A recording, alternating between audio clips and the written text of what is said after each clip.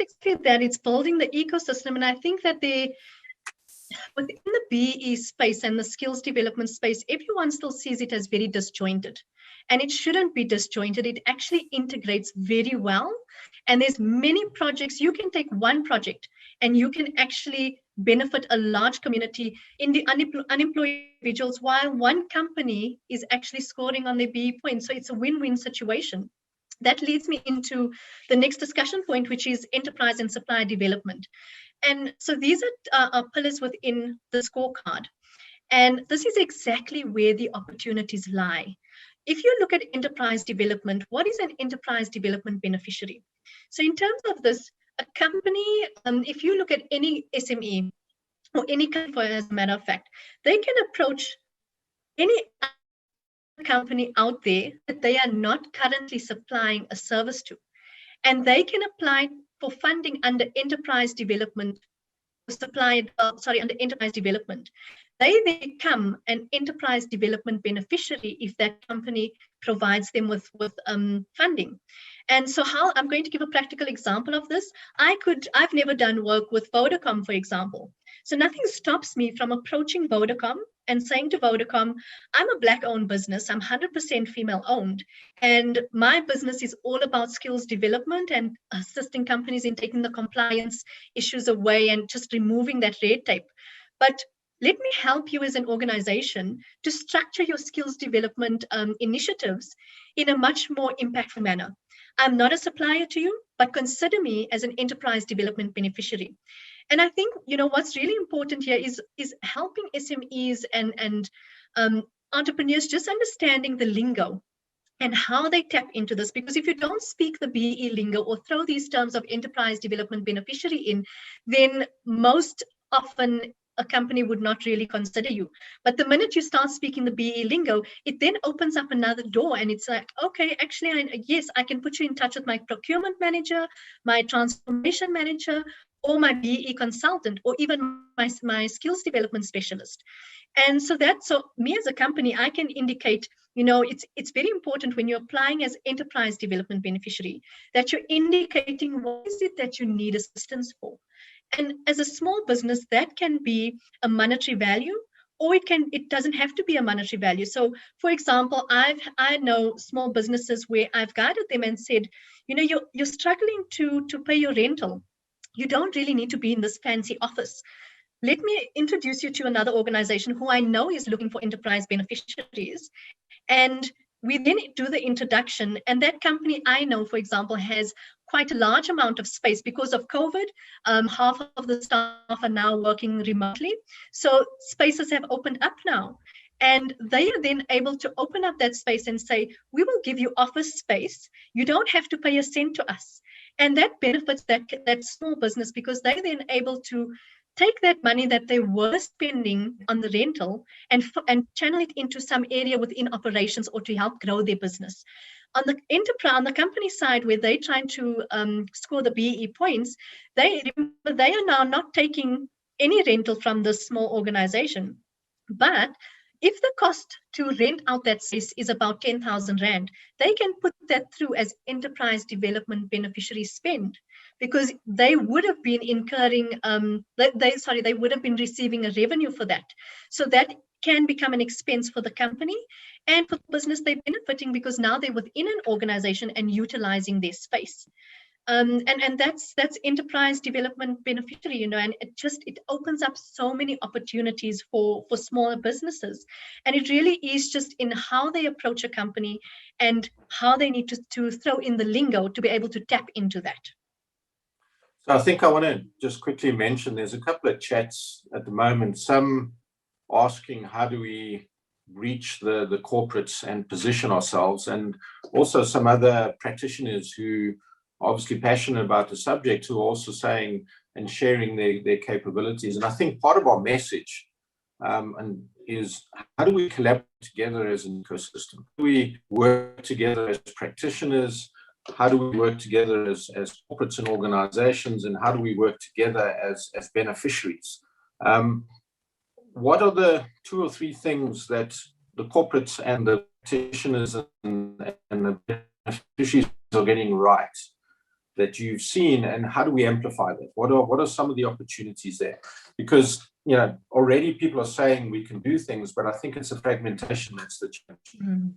What have you seen working out there that can help us with this? So I've really been in, if I look at, and again, I'm going to use myself as an example, my business is purely focused on skills development, but helping companies to maximize their points under the skills development element. But what I do is when I'm engaging with companies, I'm opening up the understanding of how do we score your BE points. And when I'm having that discussion, I say to the companies, this is the idea that I have. I understand what service you're offering, what your core business is about, but I would like to actually engage with your BE consultant, because once I engage a BE consultant, I'm then able to get them to understand that, you know, it doesn't have to be a tick box exercise. Remember, with triple BE, there's a lot of organizations that have come up, BE consulting companies that have come up and been registered as consulting firms, but they have only learned the tick boxing exercise. And only through experience do they then start understanding the impact that these types of initiatives can have. So I do think that, you know, by me as a skills development specialist, and I appeal other skills development specialists, when you're engaging with your companies, speak to your BE consultants, sit down with them and see how can you actually implement a project where it's going to be benefiting a community. And you can only do that when you collaborate with BE consultants. So what I've done is I've started collaborating and partnering with a number of BE consulting, because as a specialist in skills development, you're not restricted to only work with one BE consulting firm. And likewise, with BE consulting firms, you're not restricted to only working one skills development specialist. So I think that collaboratively, if all of us can come together and sit down and look at Unpack, so I can sit down with a company and say, let's look at building a database so I can bring through a lot of these small businesses and let's build a database so that when you have a company that is in agriculture and I have an SME who's doing phenomenal things on the ground, let's do an introduction so that we give them access to market and the business is the measured entity can score their B points. But that has to come from collaborating between the specialists in the field. I can't see it working only from the company's point of view. It has to come from us as the specialists. Yeah, and I love that. And I think what you've explained is through collaboration, being open, you've actually grown the opportunity for yourself, for the beneficiaries, and demonstrated value to the corporates. Any idea of how much money and investment that has been spent actually makes it to the beneficiaries directly? You know, there's a perception that potentially only 10 cents in the rand results in something sustainable. So there's a lot of interventions, there's a lot of work being done, there's a lot of good intent, but how much money is actually reaching the beneficiaries and how much of it is having a true impact? How many net new businesses, as an example, are corporates creating? Any insights around that or any views on that? I can tell you that billions have already been invested into skills development, into communities. But when we're looking at the actual value to rand spent, I think we do need a lot of work, and there is a long road to achieving that. Unfortunately, with everything, there are always people that would look at that extra buck when they shouldn't actually be taking that extra buck, and it should be going down to the beneficiaries. So there is a long road we have to travel towards that.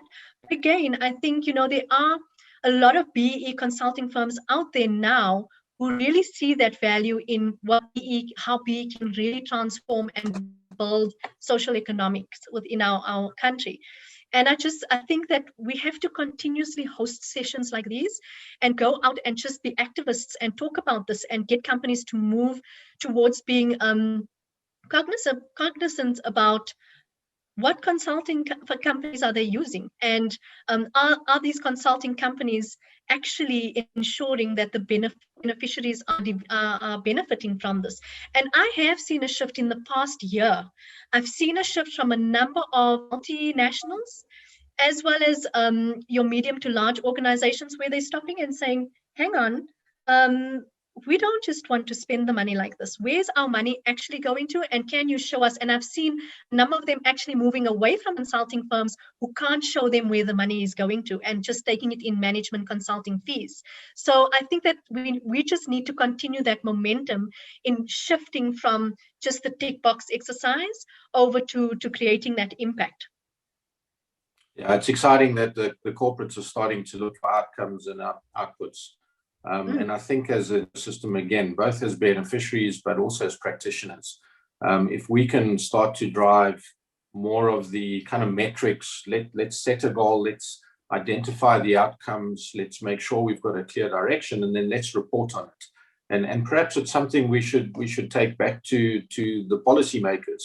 Can we start to introduce impact measures in a more consistent way, not just what's been spent? Yeah, 100%. 100%. And that is the next step that I'm also going to be looking at, is chatting to the policymakers, because at the moment, B-BBEE skill development, where the CETAs sit, and your employment equity is completely disjointed. The legislations don't integrate, they don't speak to each other, and that is something that has to be addressed to facilitate this. So moving on to supplier development.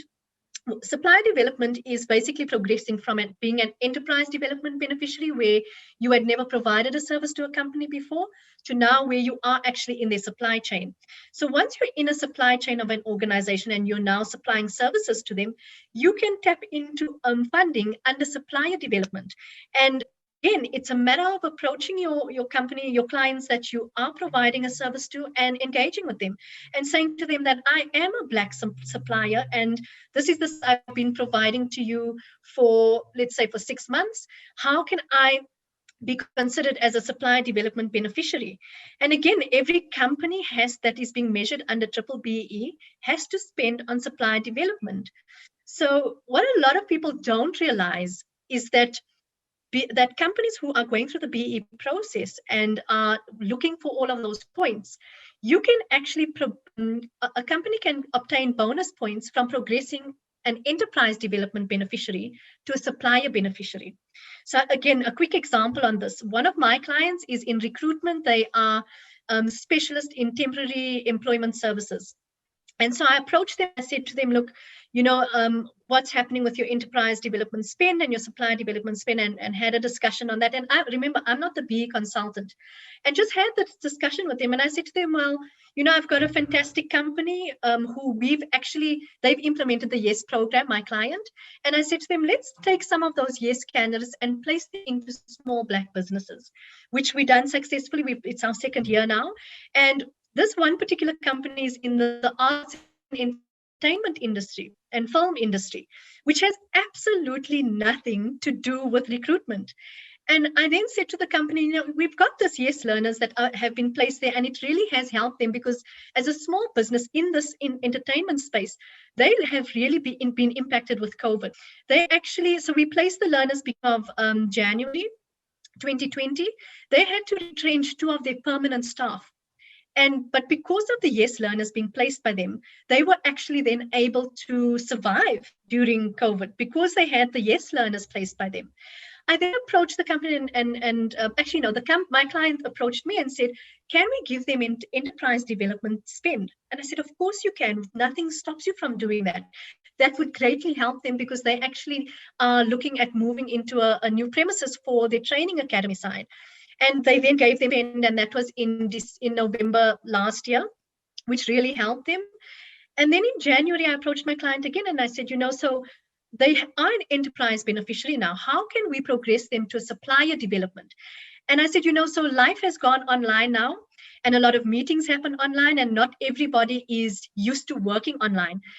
This particular SME is, they are in the entertainment space, so they're used to being in front of the camera, and they are an accredited training provider in the acting space.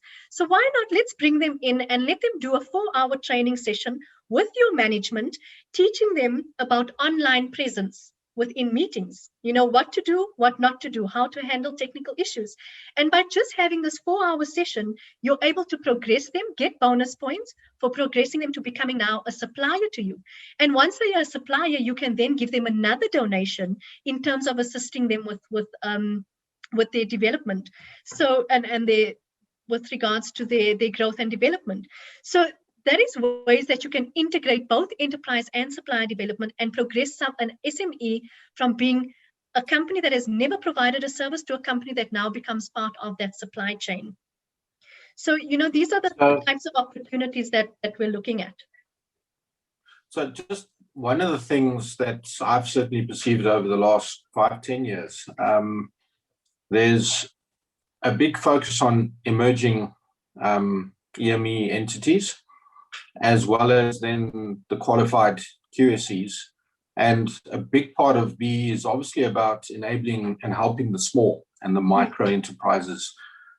How successful and how could we go about helping more EMEs and some of these micro small entities? The perception is obviously on a supply chain side, there aren't a lot of EMEs normally in the supply chain. I know it's a challenge. So yeah, just give us some views on that, please. How do we solve that? Who's getting it right? What are the things we could do across the ecosystem?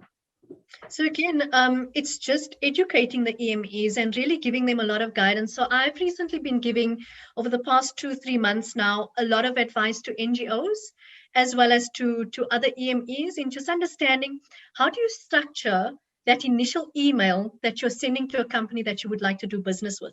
And just by structuring that email and speaking the BEE lingo again, which we touched on earlier, you're able to get that foot in the door to have that conversation with that company. So I really, again, I can't stress the point about educating the EMEs on how they can gain access to markets and how they can build their confidence in terms of speaking to these companies that have to comply with BEE. And I think that, you know, it's about education, because a lot of the EMEs and entrepreneurs, they are specialists in their field and their service that they want to offer. They don't know how to, and they become very nervous when they have to bring in the BEE element. And I think it's really about educating and building their confidence so that they can confidently walk in or confidently send that email to an organization or pick up the phone and ask, can I speak to your procurement manager? Because the procurement manager is the person who is actually dealing with managing who is in the supply chain and what are the potentially new businesses that are coming in. So one thing that I've started also seeing a change in is with your procurement managers and companies.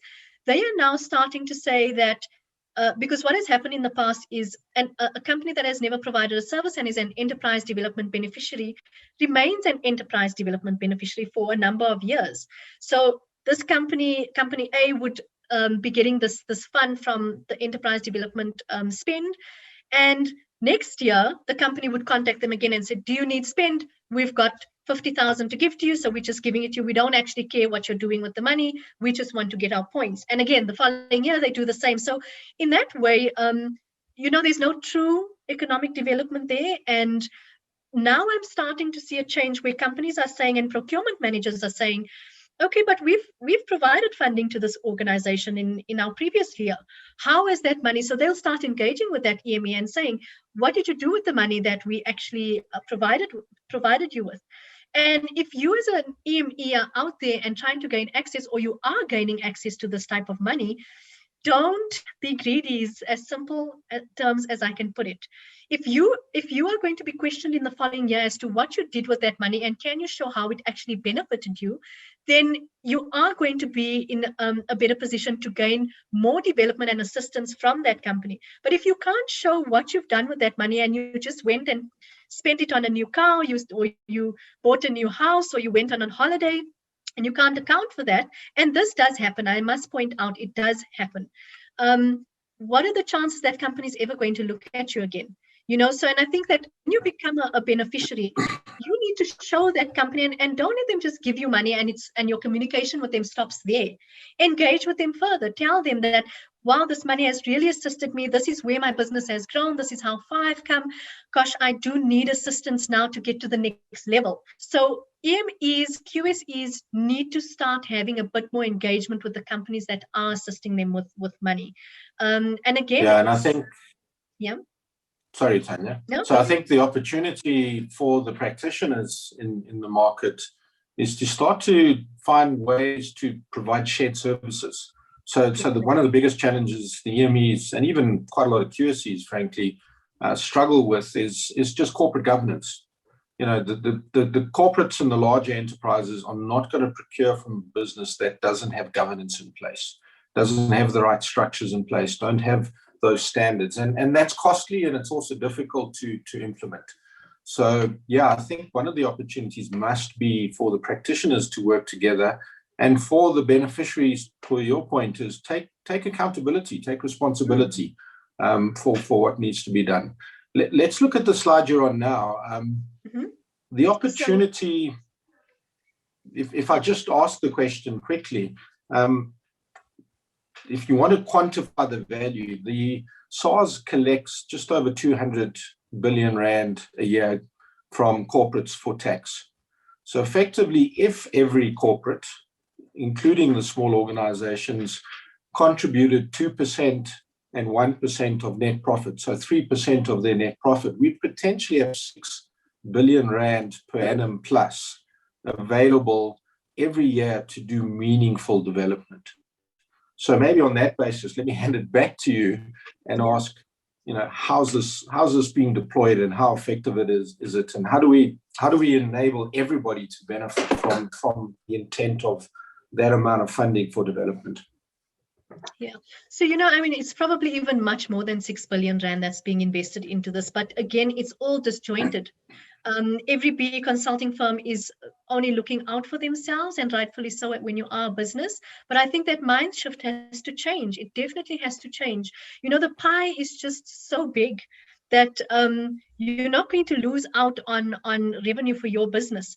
It's so huge that you can create these ecosystems where we start collaborating with each other. I mean, what I normally do is where I have small businesses, and I've got one, for example, that's has a wonderful project where they are able to place a machine in a community, and this machine is able to actually produce water that the community can actually drink. And at the same time, a company can fund this equipment being placed there, but there's a program that would go with this equipment being placed there. And what that program would do is that it would identify someone from the community that would run this program and be able to utilize this machine to produce the bottled water. But you can't just take anyone out of the community and expect them to run a business. It's not easy. Coming from an entrepreneur who has been in business now for a number of years, it's not easy. There are constant challenges every single day. And when you grow, that challenges just grow phenomenally as well. So many of these projects fail because there's no sustainability. There's no support structures being given to the small businesses. We have to change that. And you can change that through BEE. If we're looking at where a company is providing funding under supply development or enterprise development. Yes, they're scoring their points. So if you look at that 2%, it's 2% of their net profit after tax, and they would get 10 points for supply development. Under enterprise development, they would get 5 points for implementing and spending on that. And then, as I mentioned, the bonus point where you progress your enterprise development beneficiary to a supply development beneficiary. Now, just going back to that water project, you cannot expect a project like that to be sustainable when you're taking someone from the community and giving them this big role and giving them an opportunity to run a business of their own, and you're not giving them support. So this is where skills development also then comes in. Skills development comes in where the company that is paying for placing that equipment for under enterprise development, they can then pay towards a training program that upskills this entrepreneur now in understanding how to effectively run the business, how to manage costs, how to manage resources, but also how to sell. Because remember, that's a bottling, it's a water producing equipment. They can then not only benefit the community, but they can also then start producing bottled water. But they need the guidance in order to sustain that business. And that is where a lot of these projects fail, because the sustainability is not there. Companies throw money at it and they forget about the project and they move on. And that is where this ecosystem comes in terms of, bringing enterprise development, supplier development, skills development, and your socioeconomic development. And that's what the next point that I'm actually going to be talking on.